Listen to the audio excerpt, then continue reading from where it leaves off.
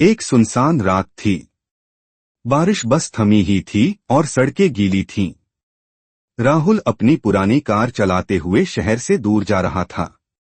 उसने सब कुछ छोड़ दिया था, नौकरी, रिश्ते और वो जिंदगी जिसे वो अब अपना नहीं मानता था। वह अब अपने नए घर की ओर जा रहा था, पहाड़ों के बीच एक छोटा सा घर जहां बस शांति थी।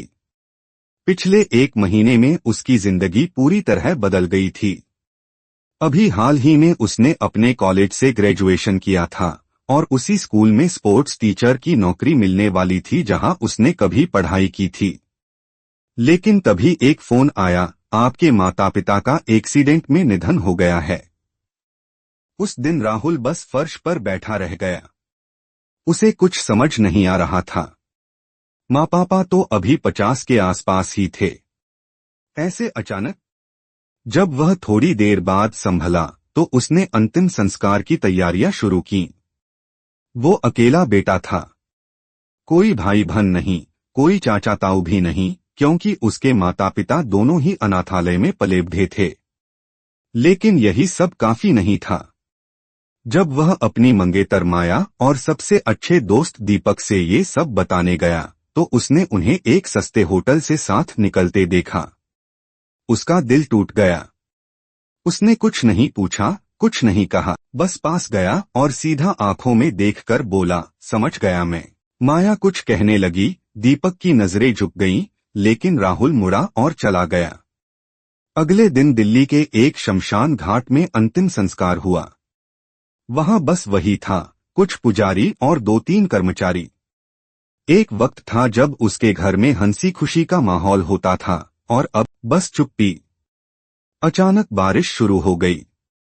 सब लोग चले गए पर राहुल वहीं बैठा रहा, भीगता रहा। उसे कोई आवाज नहीं सुनाई दे रही थी, पर उस ठंडी बारिश ने जैसे उसे झकझोर दिया। मैं अभी जिंदा हूं, उसने खुद से कहा। उसे लगा माँ पापा यही चाहते कि वह आगे बढ़े, लेकिन उसे अकेले रहना था, खुद को फिर से समेटना था। अगले ही दिन उसने स्कूल को मना कर दिया और अपनी कुछ जमा पूंजी से हिमाचल की पहाड़ियों में एक छोटा सा घर खरीद लिया, जहां ना लोग हों ना शोर, बस प्रकृति और शांति। अब वह उसी घर की ओर जा रहा था। कार की खिड़की से बाहर झांकते हुए उसने कहा, शुक्र है मैंने उस शहर वाले फ्लैट पर पैसे नहीं लगाए। सूरज उग रहा था, लेकिन कार के अंदर रोशनी उसके मोबाइल से आ रही थी। पीछे की सीट पर पड़ा फोन लगातार बज रहा था, माया के 32 कॉल और दीपक के 97 मिस्ड कॉल। राहुल ने एक हल्की सी हंसी के साथ कहा, लगता है अब उन्हें मेरे माँ बाप की मौत की खबर मिली होगी। वह अब गुस्से में नहीं था, बस थका हुआ।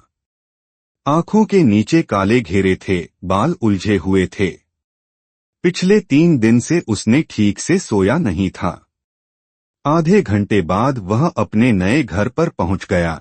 लकड़ी का बना छोटा सा केबिन, बहुत सीधा सादा लेकिन सुंदर। आसपास सिर्फ जंगल और नजदीकी गांव कुछ किलोमीटर दूर था। कार से उतरकर उसने एक लंबी सांस ली, पहाड़ों की ताजी हवा उसके फेफड़ों में समा गई। पक्षी चहचहा रहे थे, दूर घाटी में धुंध फैली थी। फिर वह घर के पीछे वाली चट्टान पर जाकर खड़ा हो गया, जहां से पूरी घाटी दिखाई देती थी।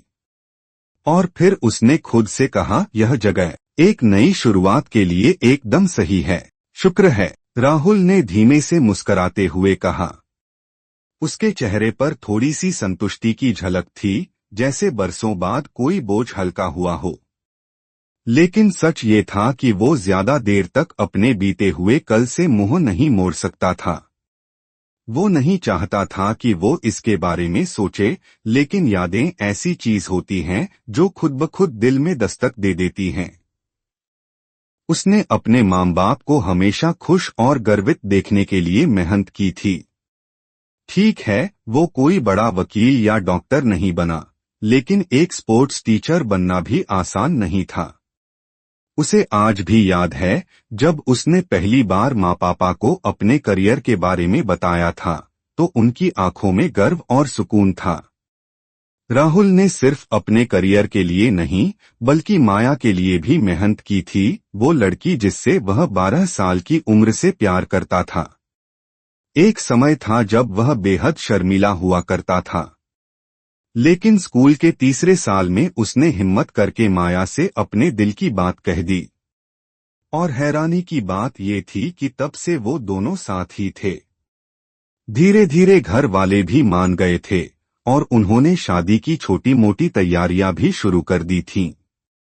अगर सब ठीक चलता तो शायद इसी साल के अंत में दोनों की शादी हो जाती।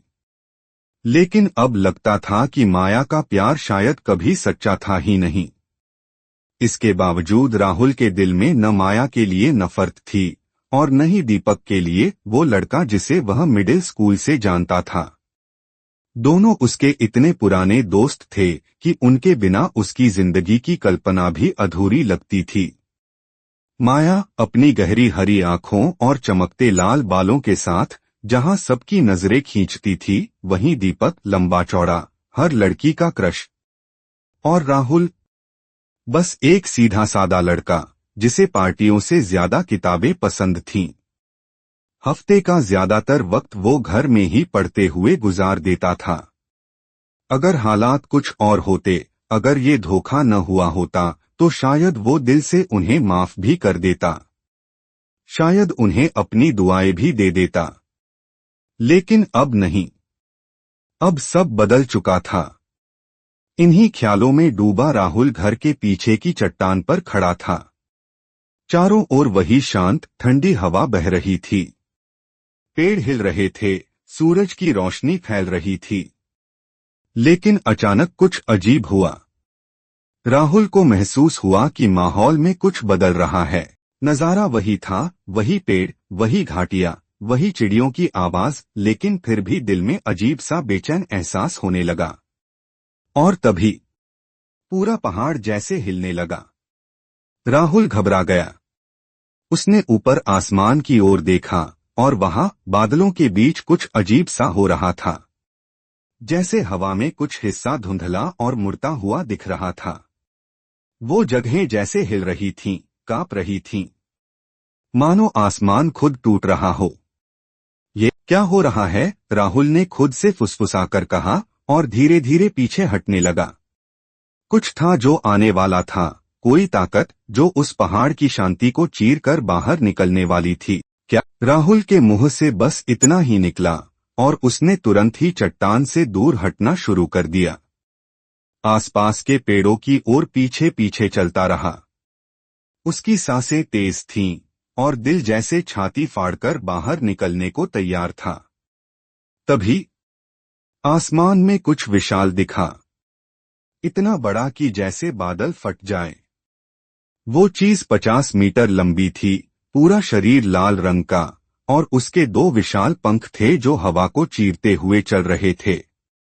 उसका चेहरा किसी ड्रैगन जैसा था, मगर चाल में शिकार की चाल थी। ये तो राहुल की आंखें फटी की फटी रह गईं। ये तो ड्रैगन नहीं, ये तो एक विशाल उड़ता हुआ ड्रैगन। उसे अपने कानों पर विश्वास नहीं हो रहा था, लेकिन वो चीज हवा में दहाड़ रही थी, जैसे गगन चीर रही हो। और फिर राहुल ने देखा कि वो अकेली नहीं थी। सैकड़ों ऐसी ही विशाल उड़ती हुई छायाएं आकाश में घूम रही थीं। कुछ के पंख काले थे, कुछ के हरे, कुछ नीले। उनके दहाड़ने की आवाजें इतनी जोरदार थीं कि नीचे पेड़ तक कांपने लगे। राहुल वहीं जमीन पर बैठ गया। क्या मैं पागल हो रहा हूँ, या दुनिया सच में खत्म होने वाली है? वो पल, वो एक लम्हा, जैसे वक्त थम गया हो। उसे यकीन नहीं हो रहा था कि कल तक जिसे वह बस किताबों में पढ़ता था, पौराणिक कथाओं में, बच्चों की कहानियों में, वो चीजें अब उसके सामने थीं। उसे अपनी माँ की एक बात याद आई, बेटा, ये दुनिया सिर्फ वैसी नहीं है जैसी तुम देखते हो। कुछ चीजें छुपी होती हैं, लेकिन वो होती जरूर हैं, शायद। माँ सही थी। राहुल के लिए अब ये सिर्फ पहाड़ों में सुकून पाने का सफर नहीं था।